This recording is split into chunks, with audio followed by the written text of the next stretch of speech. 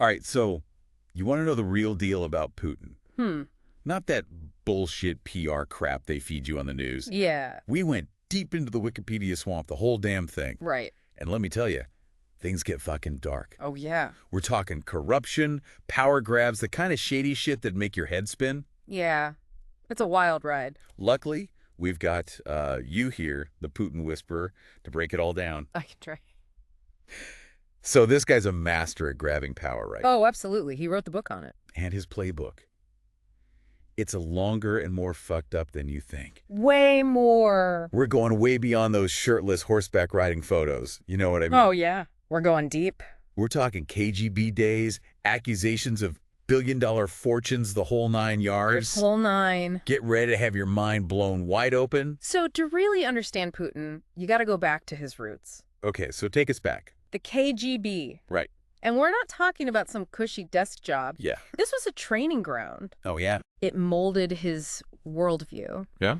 Secrecy, control, manipulation, the whole spy toolkit. So he learned how to be a sneaky, manipulative asshole from the best, basically. That's one way to put it. Yeah. And don't forget, this guy was stationed in East Germany. Right. As the Soviet Union was collapsing. No way. Imagine watching that empire crumble firsthand. Yeah. It left a mark. It's a big one, I bet. Deep. It fueled this resentment towards the West. This feeling that Russia had been humiliated. Oh, I bet that pissed him off. Absolutely. And that desire for revenge, to restore Russia to its former glory. Yeah. That's powerful. Yeah. Very powerful. And then you've got the chaos of the 90s in Russia. Right. It's like the Wild West, ripe for the taking. Absolutely. Yeltsin was in charge, but losing control. Oh, yeah. Seen as weak, corrupt, couldn't handle the mess. Right. And there's Putin with his KGB background and tough guy image, waiting in the wings. Waiting for his moment. Exactly. And then, bam, Yeltsin resigns. Right. Out of nowhere. Right. Putin's the golden boy. Yeah. Convenient timing, don't you think? The circumstances around Yeltsin's resignation are definitely shady. Shady is an understatement. But one thing's clear. Putin wasted no time. Yeah. Consolidating his power. Right. One of his first moves as president? What'd he do? He signs a decree protecting Yeltsin and his family From corruption charges. Wait, so he basically gave his buddy a get-out-of-jail-free card. Yeah. What the fuck? Makes you think, doesn't it? It does. It really does. And don't forget, there were investigations. Into him. Putin himself, his dealings in St. Petersburg, Oh, yeah. accusations of corruption swirling around him. Right. And those investigations, poof, gone. Sounds like the guy knows how to bury the evidence. Power and how you get it always leaves a trail. So Putin's in charge now. He's got the KGB playbook. He knows how to silence anyone who gets in his way. Yeah. What's next? He just goes full-on dictator, man. Not right away. Early on, Russia was this weird hybrid. A mix of democratic and authoritarian elements. Oh, okay. But Putin, he systematically dismantled those democratic checks and balances. So. Take the protests after the 2011 parliamentary elections. Oh, yeah. People were pissed. I bet They saw the rigged elections. Totally. They took to the streets. And how did Putin handle that? Just send in the goons. Basically, crackdowns, arrests, intimidation, the whole authoritarian playbook. Lovely. And it didn't stop there.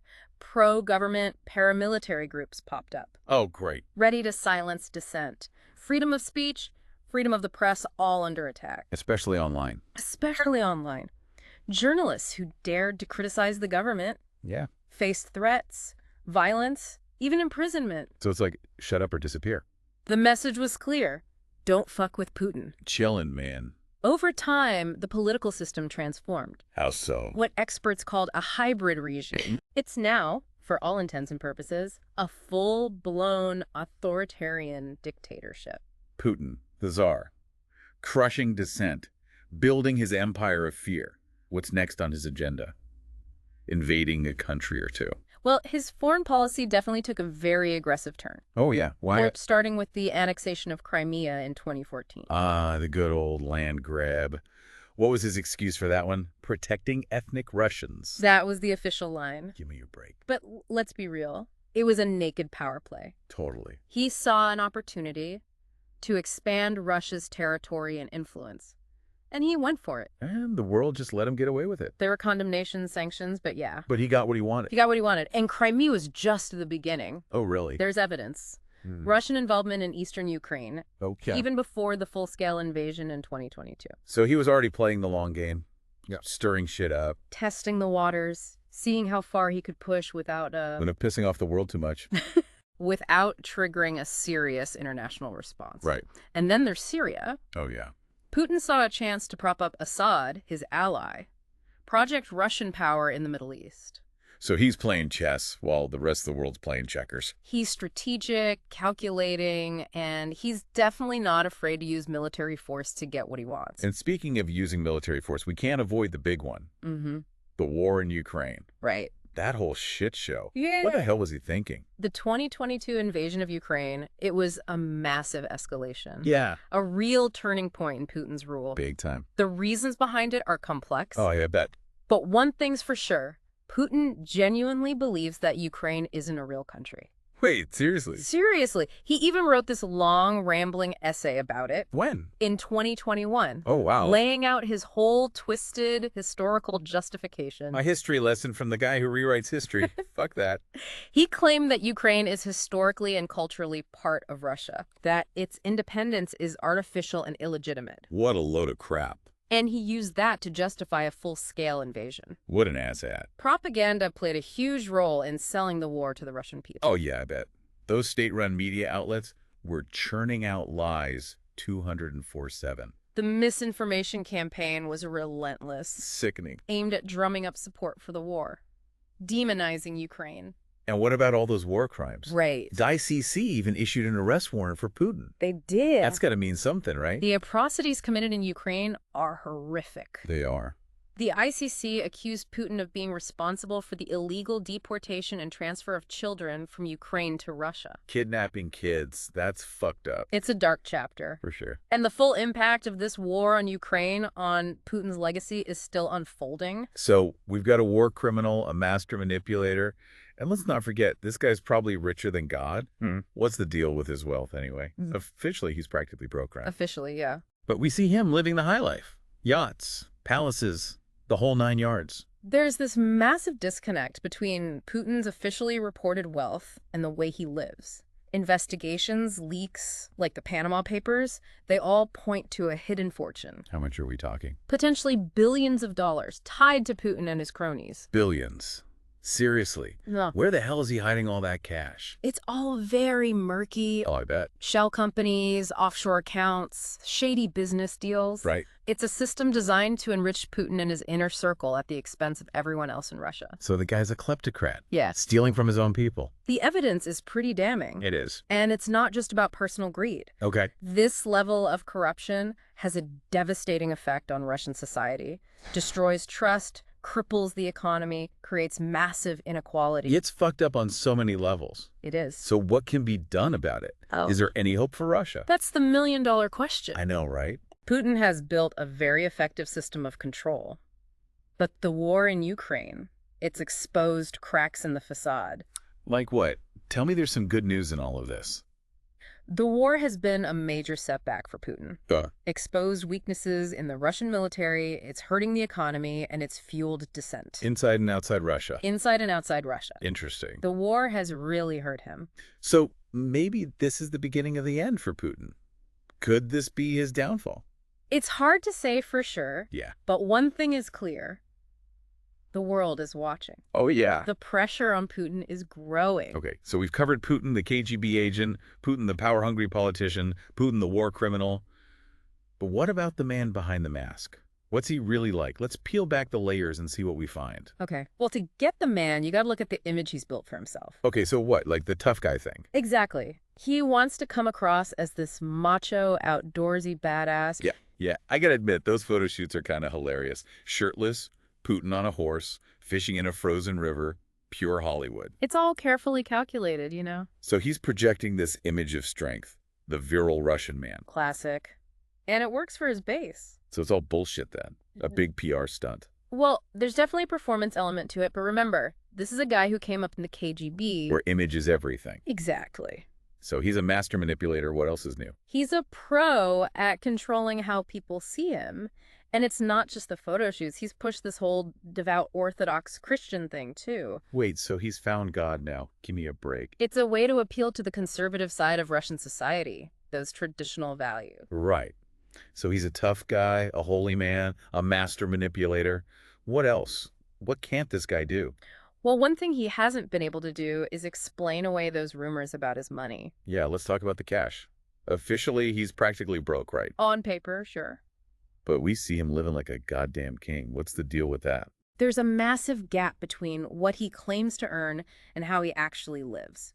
Investigations, leaks, the Panama Papers, they all point to a secret fortune. How much are we talking? Billions. Potentially billions linked to Putin and his buddies. Billions. Holy shit. Where's he stashing all that cash? It's all pretty shady. Shell companies, offshore accounts, the whole 9 yards. Of course. Got to keep it all nice and hidden. It's a system designed to enrich Putin and his inner circle. And guess who foots the bill? The average Russian. Exactly. While they struggle, he's living it up. So he's a kleptocrat. Stealing from his own people. That's what it looks like. And the worst part is this level of corruption, it's crippling Russia. How so? It destroys trust, wrecks the economy, creates massive inequality. It's fucked up on so many levels. It's a system rigged for the elite while everyone else gets screwed. So we've talked about how Putin built this system, this whole cult of personality. But how the hell does he keep the Russian people in line? Are they all brainwashed or just too scared to speak up? It's a bit of both, I'd say. Don't forget, he controls the media.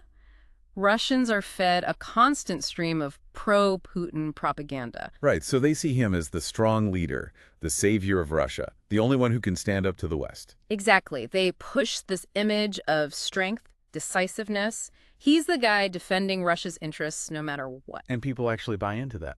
It worked on a lot of people, especially those who remember the 90s. That chaos, the instability. So they see Putin as the guy who brought back order. Even if it came at the cost of their freedom. Sounds like a shitty trade-off to me. It's not that simple. It's also about national pride for a lot of them. That sense of belonging to a powerful nation. Okay, so Putin taps into that, reminds them of the good old days of Soviet glory. And promises to make Russia great again. But the Soviet Union was a brutal dictatorship. Why would anyone romanticize that? It's complicated. For some, it's that sense of order, that security. Others buy into the economic security angle, believing Putin can provide jobs. But for many, it's pure fear. They know what happens if you speak out against the regime. So they're damned if they do and damned if they doubt. They're trapped. And the longer Putin stays in power, the harder it becomes to change anything. And it's not just the media, right? It's active suppression of dissent. Absolutely. You've got the crackdown on journalists, internet censorship, but he also uses the legal system to silence people. So laws specifically designed to make it impossible to criticize the government. Exactly. You protest, you organize any opposition, straight to jail. It's a straight-up police state. And then there's the FSB, the new KGB. They're everywhere, watching, intimidating. Everyone knows who's in control. It's designed to crush any opposition. And it works. But there've got to be people who see through the bullshit. People who know Putin's a power-hungry thug. There are, but speaking out against him is incredibly dangerous. What, like losing your job, getting harassed, arrested? Or worse. So he rules by fear. Fear is a powerful weapon. Okay, back to the war in Ukraine for a sec. We've talked about Putin's motivations, his propaganda, the war crimes. But what's the situation on the ground? Is he winning or losing? It changes constantly, but one thing is clear. This war has been a disaster for Russia. I heard those sanctions are hitting them hard. They are. The West has implemented unprecedented sanctions, targeting their economy, their finances, everything. The ruble's tanked, inflation is through the roof. So the average Russian is suffering while Putin's chilling in his palace. It's becoming impossible to ignore the gap between his words and reality. And what about the Russian military? I heard they're getting their asses kicked. They've taken heavy losses, both in manpower and equipment. That initial invasion plan, total flop. They've had to scale back their goals significantly. So Putin's not looking so tough these days, huh? Maybe those cracks are starting to show. The war has exposed just how vulnerable they are, and it shows the limits of Putin's power. So what's the end game? What does Putin want? Does he actually think he can conquer Ukraine and bring back the Soviet Union? It's a good question. Some believe he wants to restore Russia's dominance over its neighbors.